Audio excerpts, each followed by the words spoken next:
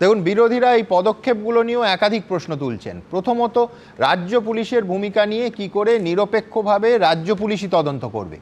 আমার পরের বক্তা বৈশ্যানন্দার নিশ্চয়ই মনে থাকবে, নন্দীগ্রাম কাণ্ডের পর স্বয়ং সুপ্রিম কোর্ট বলেছিল যে রাজ্য পুলিশের বিরুদ্ধে নিরপেক্ষ তদন্ত কিছুতেই রাজ্য পুলিশ করতে পারে না। সেটা অবশ্য বাম জামানার রাজ্য পুলিশের কথা, কিন্তু এক্ষেত্রেও সেটা একই রকম সেই যুক্তি প্রযোজ্য কিনা। এক।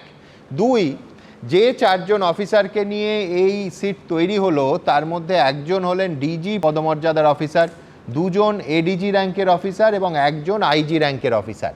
তারা তাদের শীর্ষকর্তা ডিজিপির ভূমিকা নিয়ে কি নিরপেক্ষভাবে তদন্ত করতে পারবেন? দেখুন, আমলাতান্ত্রিক কাঠামো নিয়ে যারা ওয়াকিবহাল সেই সিনিয়র আমলাদের অনেকে কিন্তু এই প্রশ্ন তুলছেন। বৈশ্যানন্দার কি মনে হয়? আমি প্রথমে বলবো যে রাজধর্ম পালন করার কথা অনেক সময় অনেক নেতা বলেন। আমাদের এই ঘটনাকে কেন্দ্র করে ক্রীড়ামন্ত্রী পদত্যাগ করেছেন, একজন ডিআইজি লেভেলের অফিসার তাকে শোকজ করা হয়েছে, একজন ডিসিকে সাসপেন্ড করা হয়েছে, একজন সিপিকে শোকজ করা হয়েছে। আমি জানতে চাই যারা এটাকে নানান ধরনের সার্কাস্টিক তির্যক মন্তব্য করছেন, বিশেষ করে ভারতীয় জনতা পার্টি, তাদের তো এতগুলো রাজ্যের সরকার আছে। শুধু মহাকুম্ভে পদপিষ্ট হয়ে 82 জন মানুষের মৃত্যু হয়েছিল। সেখানে দাঁড়িয়ে সেখানকার সরকারের কেউ রেজিগনেশন করেছিল বা সেখানকার যারা পুলিশ অফিসার তাদের বিরুদ্ধে পানিশমেন্ট হয়েছিল তার উদাহরণ দিন। আমি দীর্ঘদিন পলিটিক্যাল লাইফে আছি। বামফ্রন্টের সময় 1980 সালের স্টেডিয়ামে মানুষের মৃত্যু হয়েছিল এতগুলো, তখন চিফ মিনিস্টার ছিলেন জ্যোতি বসু। তখন যারা ছিলেন তখন কি তারা পদত্যাগ করেছিলেন? এতগুলো বলবেন না, সংখ্যাটাও বলতে পারেন, 16 জনের মৃত্যু হয়েছিল। আবার আর একটা আপনাকে বলছি, ওদের 2 জনকে আমি পদত্যাগ করতে দেখেছিলাম। একজন মনে পড়ছে আমার, বুদ্ধদেব বাবু বলেছিলেন চোরেদের ক্যাবিনেটে থাকবো না, আর বিনয় চৌধুরী পদত্যাগ করে বলেছিলেন of the people, by the people, for the people. এই contract for the of the contractor, by the contractor, for the contractor, এটা বিনয় চৌধুরী বলেছিলেন, আপনাদের মনে আছে। তারপরে উনি রেজিগনেশন দিয়েছিলেন। 2টো নাম বললাম, 2টো পদত্যাগ। আমাদের এখানে দাঁড়িয়ে মমতা বন্দ্যোপাধ্যায় তার রাজধর্ম তার মন্ত্রী পালন করেছেন এবং বলেছেন যেহেতু আমার বিরুদ্ধে তদন্ত হচ্ছে সেই জন্য তদন্ত থাকাকালীন আমি মন্ত্রী থাকবো না। এই উদাহরণ কিন্তু বামফ্রন্টও দেখাতে পারবে না, ভারতীয় জনতা পার্টির এতগুলো রাজ্যে অঙ্গরাজ্যে সরকার আছে দেখাতে পারবে না।